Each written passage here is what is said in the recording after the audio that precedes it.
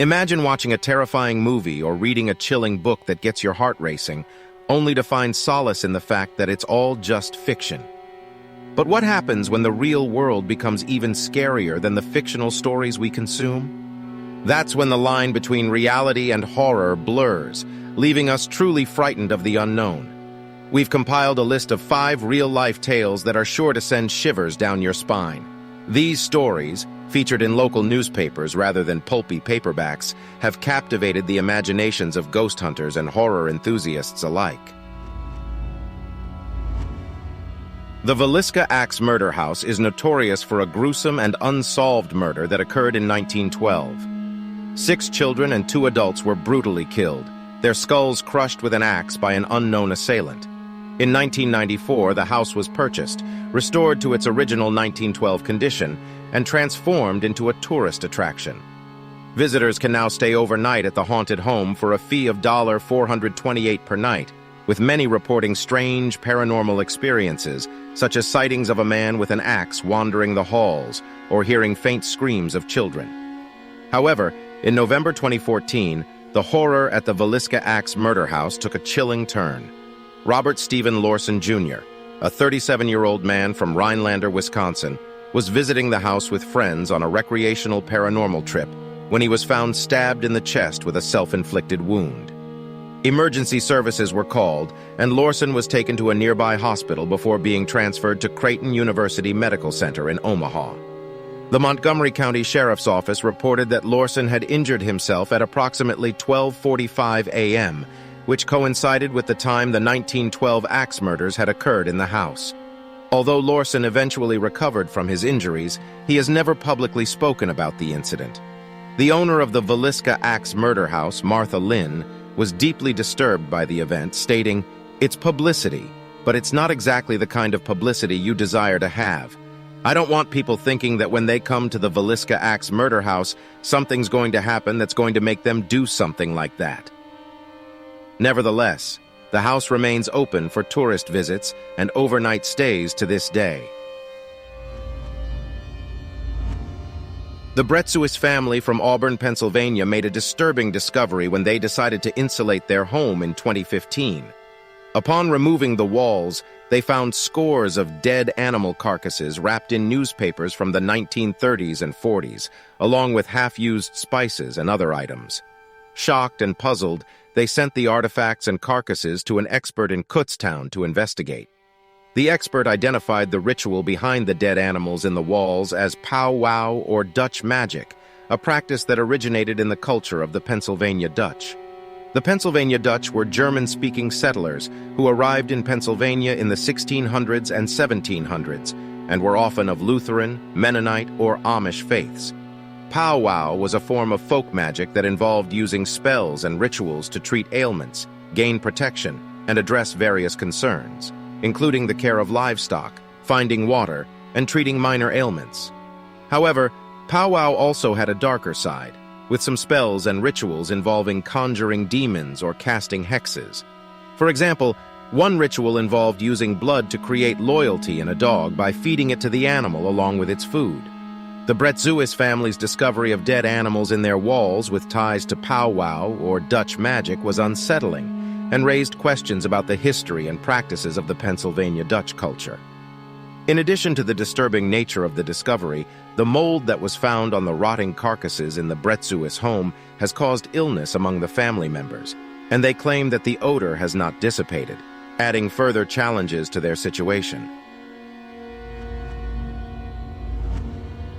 The case of Elisa Lam's death at the Cecil Hotel in downtown Los Angeles in 2013 remains mysterious and has sparked various theories and speculations. Lam, who was on vacation and documenting her trip on her blog, was last seen in the hotel's lobby on January 31st, 2013. The LAPD released elevator surveillance footage that showed Lam behaving strangely, talking with invisible people, peering around corners, crouching in the corner of the elevator, and opening and closing the door. The footage raised questions and led to theories ranging from psychotic episodes to demonic possession to unknown assailants just out of the camera's view. Around the same time, hotel guests reported strange things happening with the hotel's water supply. Some guests complained of black water and a sweet, disgusting taste coming from the taps and showers. However, nothing was done about it as it was thought to be normal for the hotel. On February 19th, a hotel employee discovered Lamb's decomposing naked body in one of the water storage tanks on the roof of the hotel. Her personal items were found nearby. The tank had a metal latch that could be opened, but access to the roof was secured with an alarm and lock. The Cecil Hotel has a dark history, with notorious criminals such as the Night Stalker Richard Ramirez and international serial killer Jack Unterweger having stayed there in the past. In 1962, a female occupant jumped out of one of the hotel's windows, killing herself and a pedestrian. Lamb's death was ultimately ruled accidental after an autopsy. In February 2021, a Netflix documentary called Crime Scene: The Vanishing at the Cecil Hotel delved into Elisa Lam's case and the history of the hotel, which has been considered cursed by some due to its troubled past. However, despite extensive investigations and media attention, the exact circumstances of Elisa Lam's death remain unresolved, leaving many questions unanswered. The tragic case of the Utah murder-suicide in 2014 is both heart-wrenching and puzzling. When a teenage child returned home to find his parents and 3 siblings dead, the scene was chilling. In a notebook, a seemingly innocuous to-do list was scribbled, with mundane tasks like feed the pets and find someone to watch after the house. But there was something eerie about it, as if the parents were preparing for a vacation, not realizing that they were about to commit an unthinkable act. As details unfolded, it became apparent that there was more to the story. Police revealed that the parents were driven by a belief in an impending apocalypse and an obsession with a convicted killer.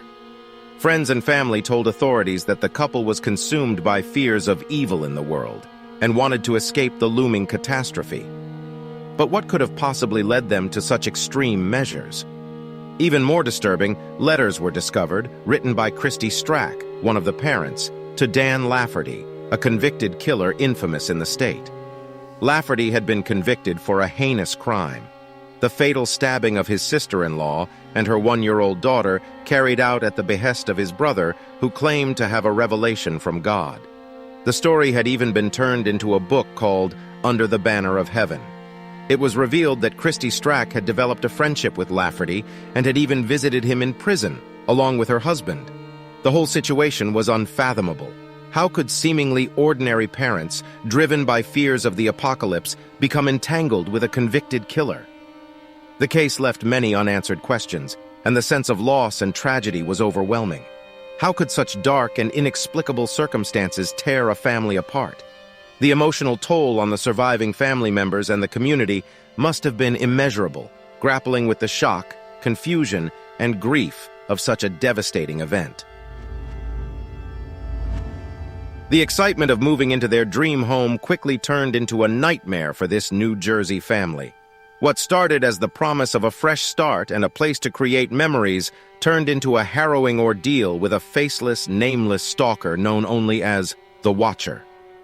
The horror began when they received a series of chilling letters from this mysterious person, filled with death threats and unnerving details about their home and family. Imagine the fear and panic that must have gripped them as they read those letters. The realization that someone had been watching their home for decades, and now they were being targeted. The sense of violation and intrusion would have been overwhelming. Their once safe haven was now tainted by the presence of an unknown, malevolent force. They must have felt constantly on edge, wondering who could be behind these terrifying messages and what their intentions were. As parents, the fear for their children's safety would have been unbearable. The letters referencing the young blood they had brought to the house would have sent shivers down their spines. The instinct to protect their children would have been fierce, and yet they were faced with an unknown adversary who seemed to know intimate details about their lives. The fear and anxiety that must have consumed them would have been all-consuming. They were forced to flee from their home, leaving behind their dreams and the sense of security they had hoped for.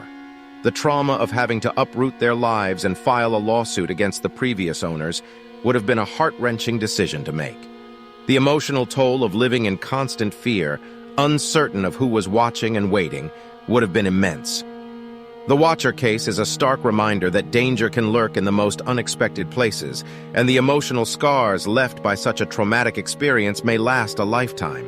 The violation of their privacy, the threats to their safety, and the upheaval of their lives would have left deep emotional wounds. It's a haunting reminder that the feeling of security and peace in our own homes can be shattered in an instant by the actions of others, leaving us emotionally shattered and forever changed.